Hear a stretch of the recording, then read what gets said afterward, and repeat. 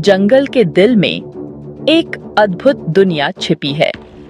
धूप पेड़ों की पत्तियों से छनकर आती है और जंगल के फर्श पर रोशनी और छाया का एक खूबसूरत नजारा बनता है।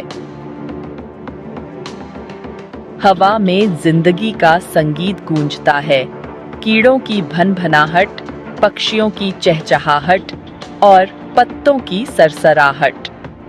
लेकिन इस रंगीन दुनिया के नीचे खतरों और चालाक जीवों का संसार है। जंगल एक ऐसी जगह है जहां हर पल, बड़ा हो या छोटा, हर जीव को जिंदा रहने के लिए अपनी चतुराई का इस्तेमाल करना पड़ता है। कुछ जानवर ताकत और तेजी पर निर्भर करते हैं, लेकिन कुछ ने चालाकी भरे तरीके सीखे हैं। ये चालाक जीव अपनी बुद्धिमत्ता से शिकारियों को चकमा देते हैं, अपना खाना ढूंढते हैं और अपने बच्चों की रक्षा करते हैं। उनकी कहानियां मुश्किलों का सामना करने में चतुराई की ताकत का प्रमाण हैं। बाघ परछाई जैसी धारियों वाला एक शानदार शिकारी छिपने में माहिर होता है। इसका नारंगी और काला रंग धूप और घास में आसानी से घुल जाता है। यह प्राकृतिक छलावरण बाघ को शिकार का पीछा करने की अनुमति देता है। हरे भरे जंगल में एक खामोश शिकारी, बाघ की चालाकी उसके रूप से कहीं आगे है। इसे एक दुर्जय दुश्मन बनाती है। ऊंचे पेड़ों पर मकड़ी बंदर शाखाओं के बीच आसानी से झूलता है। इसके लंबे अंग और लचीली पूंछ, जो पांचवें हाथ की तरह फुर्तीली होती है, इसे पेड़ों की दुनिया में अद्भुत निपुणता के साथ चलने की अनुमति देती है। लेकिन मकड़ी बंदर की बुद्धिमत्ता उसके संसाधनशीलता में सबसे ज्यादा चमकती है।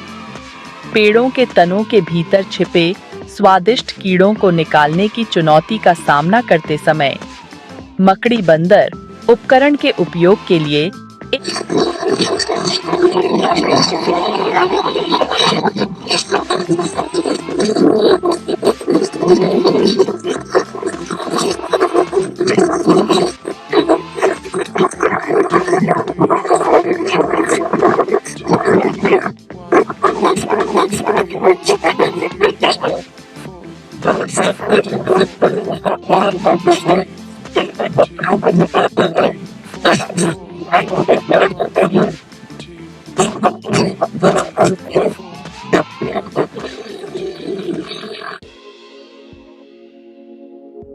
बुनकर चिड़िया, चमकीले पंखों वाला एक छोटा सा प्राणी, आसमान का एक वास्तुकार है।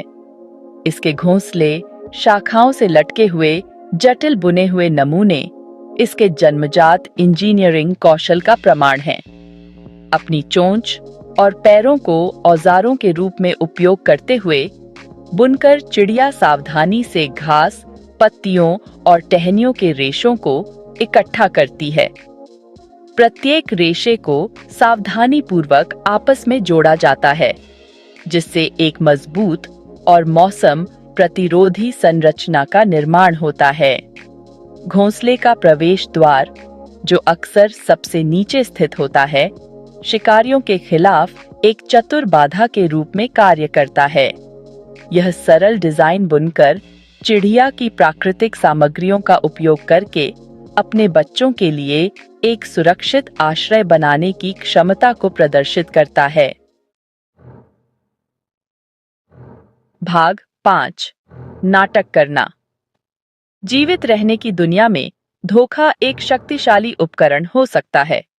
ओपस्सम, एक नुकीले थूथन और एक लचीली पूंछ वाला निशाचर प्राणी, मरने का नाटक करने की कला में महारत हासिल कर चुका है। धमकी मिलने पर ओपस्सम जमीन पर गिर जाएगा, उसकी जीभ बाहर निकल जाएगी और उसकी आंखें चमक उठेंगी। यह विश्वसनीय प्रदर्शन एक अप्रिय गंध के साथ, जिसे यह छोड़ता है, अक्सर उन शिकारियों को रोक देता है जो अपने शिकार को ताजा पसंद करते हैं। opossum की मौत की नकल करने की क्षमता, एक ऐसा व्यवहार जिसे पॉसम खेलना कहा जाता है, जानवरों के साम्राज्य में नाटक की शक्ति का प्रमाण है। भाग 6। प्रकृति का धोखा। छलावरण केवल घुलने मिलने के बारे में नहीं है, इसमें पूरी तरह से किसी और चीज की नकल करना भी शामिल हो सकता है। छड़ी कीट, जैसा कि इसके नाम से पता चलता है, एक टहनी से अजीब तरह से मिलता जुलता है। इसका पतला शरीर, खंडित पैर और भूरा हरा रंग इसे शाखाओं के बीच गायब होने देता है, जो अनजाने शिकारियों के लिए प्रभावी ढंग से अदृश्य हो जाता है। यह उल्लेखनीय अनुकूलन, मिमिक्री का एक रूप जिसे माइमेसिस के रूप में जाना जाता है, प्रकृति में पाई जाने वाली उत्तरजीविता रणनीतियों की अविश्वसनीय विविधता पर प्रकाश डालता है। छड़ी कीट की अपने परिवेश में गायब होने की क्षमता विकास की शक्ति का प्रमाण है, जो अपने वातावरण के लिए पूरी तरह से अनुकूल प्राणियों को गढ़ता है।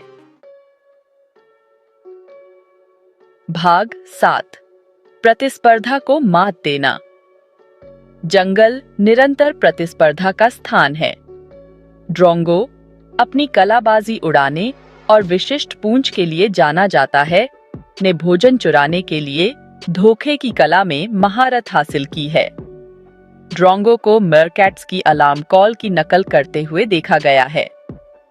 ड्रोंगो फिर अपने चुराए हुए पुरस्कार का दावा करने के लिए नीचे झुकता है। भाग 8। एक नाजुक संतुलन। जानवरों का साम्राज्य शिकारी और शिकार, वृत्ति और नवाचार के बीच एक निरंतर नृत्य है।